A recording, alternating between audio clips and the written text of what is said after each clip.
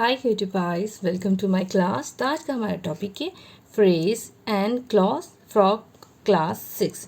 ये 4 और 5 के लिए भी है क्योंकि बहुत ही सिंपल होता है। फ्रेज एंड क्लॉज मुझे बस इसमें यही समझाना वर्ड कि फ्रेजेस क्या होते हैं, क्लॉजेस क्या होते हैं और उनके एग्जांपल्स और उन्हें कैसे पहचाना जाता है।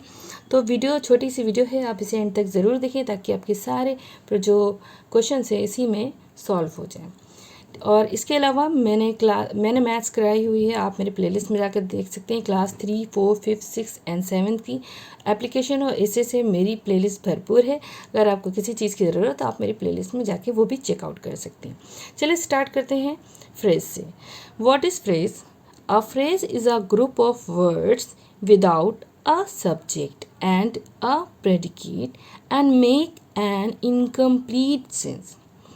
फ्रेज क्या है? फ्रेज है एक ग्रुप है जो वर्ड्स का है, एक वर्ड्स का ग्रुप है, ठीक है, बिना सब्जेक्ट और प्रेडिकेट के, जिसमें कोई सब्जेक्ट और प्रेडिकेट नहीं है और उसमें वो कोई सेंस मतलब इनकम्प्लीट सेंस है, उसका पूरा सेंस नहीं बनता है, तो वो फ्रेज कहलाता है। फॉर एग्जाम्पल्स, हम एग्जाम्पल से समझते हैं। जैसे एग्जाम्पल नंबर 1 है अ गुड क्रिकेटर।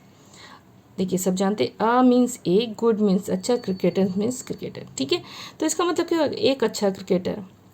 अब इसमें ये नहीं डिफाइन हो रहा है ना कि कौन अच्छा क्रिकेटर है, किसके बारे में बात हो रही है, ये अधूरा सा है, ये पूरा कंप्लीट सेंस नहीं है, ठीक है।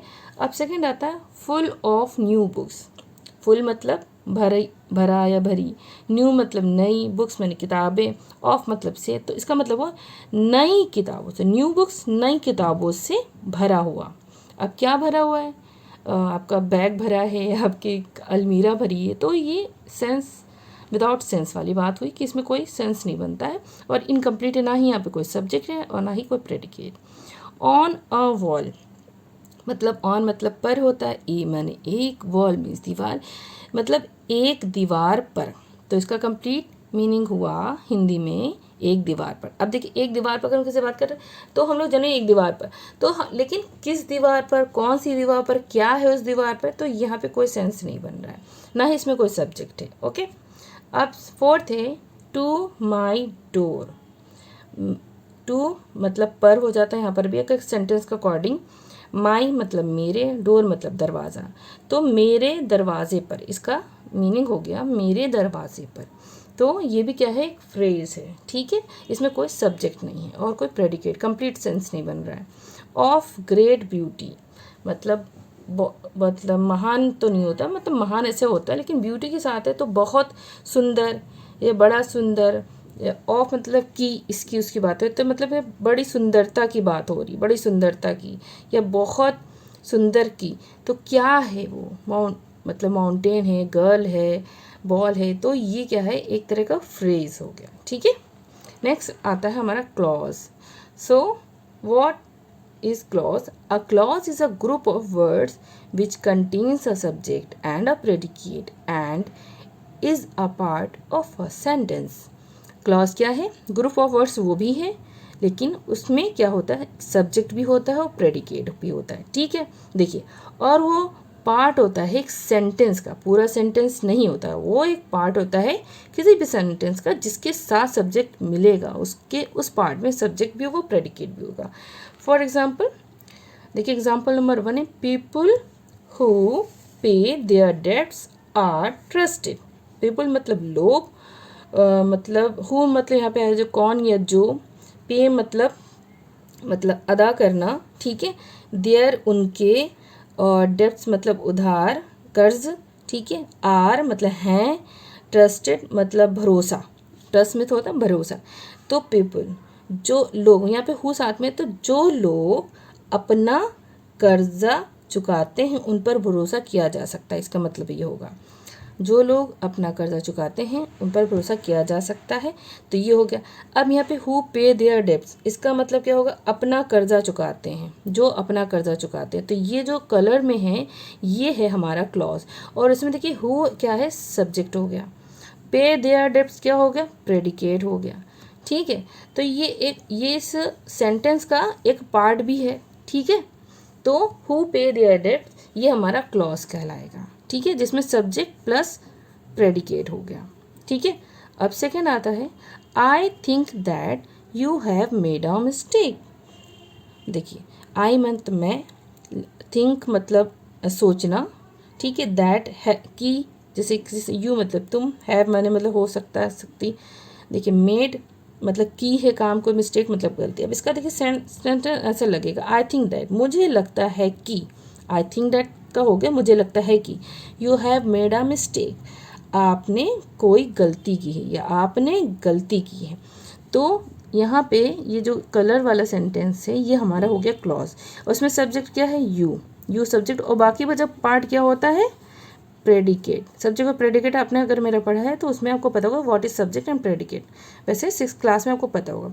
तो यू हमारा यहाँ पे सब्जेक्ट है और हैव मेड अ मिस्टेक तो क्या हो गया हमारा प्रेडिकेट। तो ये पूरा क्लॉज है यहाँ से लेकर यहाँ तक, और ये क्या है पार्ट ऑफ अ सेंटेंस, इस सेंटेंस का पार्ट भी है, ठीक है।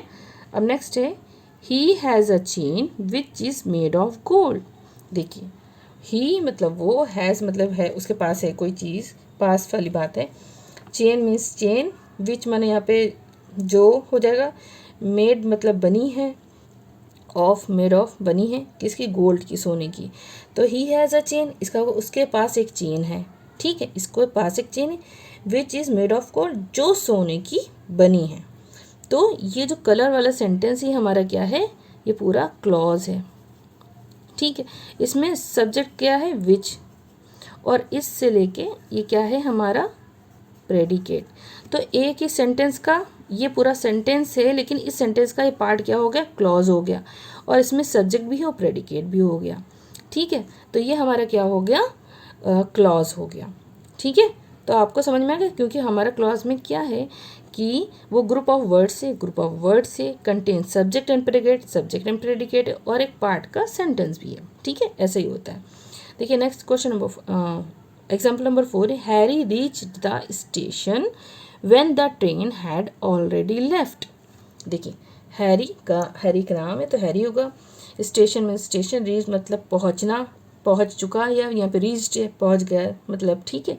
व्हेन मतलब जब, ट्रेन मीन्स ट्रेन, और ऑलरेडी लेफ्ट मतलब छूट चुकी थी, यहाँ पे लेफ्ट मतलब छूट गया। तो क्या हुआ, Harry reach the train when the train had already left.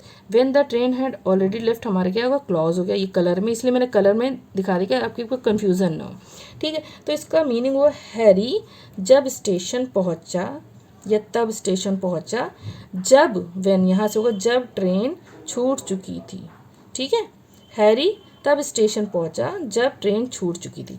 तो ये व्हेन हमारा क्या होगा, व्हेन नहीं, द ट्रेन, यहाँ पे ट्रेन है, द ट्रेन, ये हमारा क्या होगा सब्जेक्ट, और हैड ऑलरेडी लेफ्ट क्या हो गया हमारा प्रेडिकेट, ठीक है। Subject plus predicate part of a sentence भी है और एक ग्रुप ऑफ वर्ड्स भी है, ठीक है। अब आता है next 5 the boy whom I met yesterday is my friend's brother.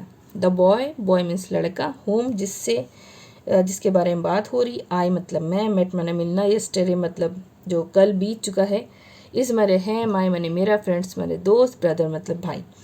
तो यहाँ पे इसका सेंटेंस बनेगा, ध्यान से समझिए, द बॉय होम जिस लड़के से मैं कल मिला था, मतलब मैं कल मिला था, जिस लड़के से पहले आ गया, the boy whom I met yesterday, जिस लड़के से मैं कल मिला था वो मेरे दोस्त का भाई है। तो होम आई मेट क्या हो गया हमारा, ये क्लॉज हो गया, और आई क्या है हमारा सब्जेक्ट है, प्लस बाकी बचा हमारा क्या हो जाता है प्रेडिकेट, ठीक है। जितना भी पार्ट सब्जेक्ट के बाद होता है वो हमारा होता है प्रेडिकेट। तो यहाँ पे सब्जेक्ट आई है, प्रेडिकेट ये है, होम भी है, और ये हमारा क्या बन जाता है हमारा क्लॉज बन गया।